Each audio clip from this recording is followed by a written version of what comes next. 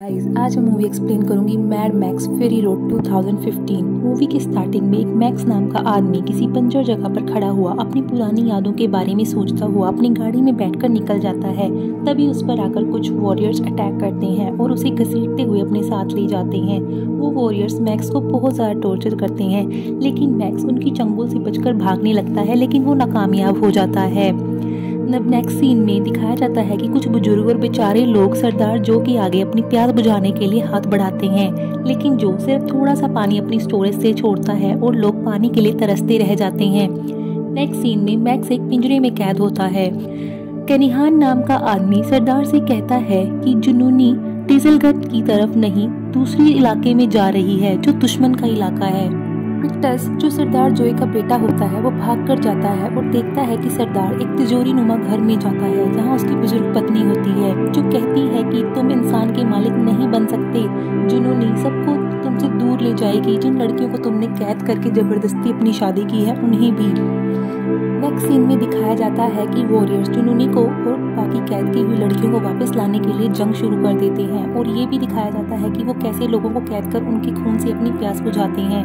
Warrior नक्स max को अपनी car से बांधकर वॉर के लिए निकल पड़ता है, क्योंकि वो मैक्स के खून से ही अपनी प्यास बुझा रहा होता है। नेक्स्ट सीन में दिखाया जाता है कि कुछ किड गैंग के लोग जुनूनी को देख उसका पीछा करते हैं कि ये उनके इलाके में कैसे घुस आई है, और उन पर अटैक कर देते हैं। तभी वॉरियर्स भी आकर किड गैंग पर अटैक कर देते हैं और उनमें से खुद को शहीद कहते हुए मारे जाते हैं। मैक्स ये सब देख रहा होता है।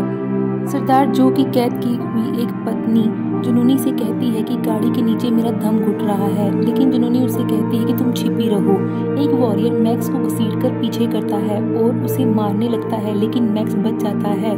लेकिन तभी सभी गाड़ियां रात के तूफान में घुस जाती हैं, जो बहुत ही ज़्यादा भयानक और खतरनाक होता है। नेक्स्ट सीन में दिखाया जाता है कि वॉरियर नक्स खुद को मारने लगता है कि तभी मैक्स उसे रोक लेता है, क्योंकि उसका हाथ उससे बंधा होता है। नेक्स्ट सीन में चारों तरफ रेत ही रेत होती है और मैक्स जिंदा होता है। मैक्स अभी भी वॉरियर नक्स से बंधा होता है। वो खुद को छुड़ाने के लिए, खुद को अपने आप को बचाने के लिए वो नक्स को अपने कंधे पर टांग लेता है। वहाँ से जाता है तो वहाँ देखता है कि सरदार की कैद की गई लड़कियाँ नहा और खड़े होकर पानी पी रही होती है और खुद को कैद से छुड़ा रही होती हैं। मैक्स उनसे पानी मांगता है और उन पर बंदूक तानकर उसे वॉरियर की कैद से आज़ाद करने को कहता है, लेकिन तभी जुनूनी उस पर अटैक कर देती है। इतने में वॉरियर नक्स होश में आ जाता है और जुनूनी पर अटैक कर देता है, मगर मैक्स जुनूनी को दबोच लेता है और वॉरियर नक्स उसकी चेन खोल देता है और मैक्स गाड़ी लेकर लड़कियों को छोड़कर भाग जाता है। रास्ते में जाकर मैक्स की गाड़ी रुक जाती है तो जुनूनी लड़कियों के साथ आकर कहती है कि सिर्फ मैं ही गाड़ी को चला सकती हूँ, तुम्हें जोए से बचना है तो हमारी हेल्प करनी होगी। वॉरियर नक्स आकर मैक्स की गाड़ी के पीछे चढ़ जाता है। गाड़ी ठीक से नहीं चलती तो मैक्स पीछे देखने जाता है।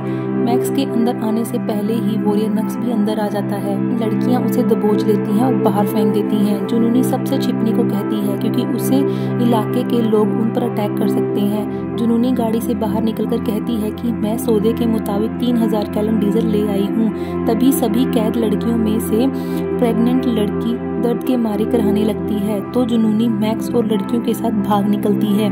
किड गैंग के लोग वॉरियर को रास्ते में चट्टानों से घेरकर रोकते हैं। किड गैंग मैक्स की गाड़ी पर लगातार अटैक करती है। मैक्स और जुनूनी डटकर उनका सामना करते हैं। सरदार जोए भी उनकी गाड़ी के पीछे आकर जुनूनी पर अटैक करने वाला होता है, तो प्रेग्नेंट लड़की लाजवाब सामने आ जाती है, जिसे जोए अटैक नहीं कर पाता और कहता है कि ये बच्चा मेरी प्रॉपर्टी है।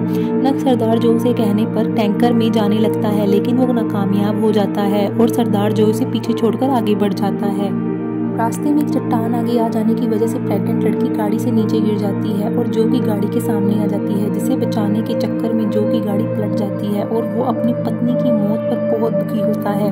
सभी लड़कियों को प्रेग्नेंट लड़की लाजवाब की मौत से बहुत दुख होता है। एक लड़की वॉरियर मैक्स को दिलासा देती है, क्योंकि उसे लगता है कि सरदार जोए उसे जन्नत में ले जाएगा और उसके हाथ से मौका छूट गया।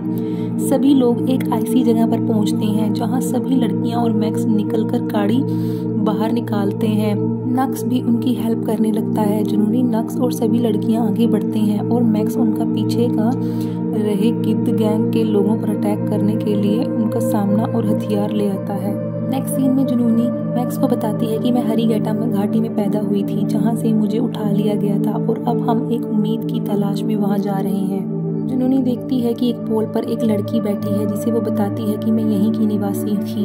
तभी वहाँ कुछ बुजुर्ग औरतें बाइक पर सवार होकर आती हैं और जुनूनी को गले लगा लेती हैं। सभी औरतें बताती हैं कि अब सिर्फ हम जिंदा बचे हैं, हमारी हरी घाटी तबाह हो गई है, जिसे सुनकर जुनूनी हिम्मत हार जाती है। एक बुजुर्ग औरत बताती है कि पूरी धरती बंजर हो गई है और अब कहीं भी बीज नहीं उगते। अगली सुबह जुनूनी सभी औरतें मैक्स बाइक लेकर आगे निकल जाती हैं। मैक्स को कुछ पुरानी यादें आती हैं और वो सबको कहता है कि हम वापस जोए के किले में जाएंगे क्योंकि वहाँ बहुत पानी है। सरदार जोए को टैंकर दिखता है तो वो भी उनके पीछे जाना शुरू कर देता है। नक्स इंजन की स्पीड को बढ़ाने की कोशिश करता है। इंजन 1 फेल हो जाने की वजह से मैक्स उसे कहता है कि तुम जाकर इंजन रिपेयर करो और सभी बुजुर्ग महिलाएं वॉरियर्स पर अटैक करती हैं, जिनमें से हमले में 2 औरतें मारी जाती हैं। वॉरियर्स हवा में झूल झूल कर टैंकर के ऊपर आ जाते हैं और सब पर अटैक करना शुरू कर देते हैं। कुछ बुजुर्ग औरतें मारी जाती हैं। जोए की एक लड़की को उठाकर वॉरियर्स अपने साथ ले जाते हैं। मैक्स गाड़ी से नीचे लटक जाता है मगर जुनूनी उसे पकड़े रखती है। इधर नक्स भी इंजन को ठीक कर देता है। मैक्स वॉरियर्स पर अटैक कर उनकी गाड़ी में आ जाता है और उन्हीं पर हमला करता है। मैक्स देखता है जुनूनी को चोट लगी है तो वो गाड़ी से निकलकर टैंकर में जाने लगता है कि तभी उसे वॉरियर्स उठा लेते हैं।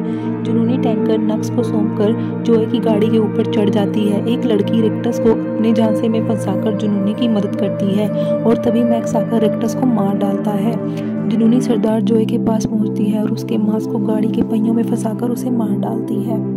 जैसे ही सभी लड़कियां आगे की गाड़ी में जाती हैं, रिक्टस जाग जाता है और नक्स को मार डालता है। उसके साथ टैंकर पलटने से रिक्टस भी मारा जाता है और रास्ता भी ब्लॉक हो जाता है। जुनूनी बहुत जख्मी हो जाती है। मैक्स उसे अपना खून देकर बचा लेता है। उनकी गाड़ी किले में पहुंचते ही सभी बेचारे और प्यासे लोग उन्हें देखते हैं। किले में मौजूद वॉरियर्स और लोग जब जोए की डेड बॉडी देखते हैं तो सभी लोग बहुत खुश हो जाते हैं। सरदोज जो की पहली पत्नियां सबके लिए पानी की स्टोरेज खोल देती हैं, जिससे सभी बहुत खुश हो जाते हैं और यही हमारी मूवी की एंडिंग हो जाती है।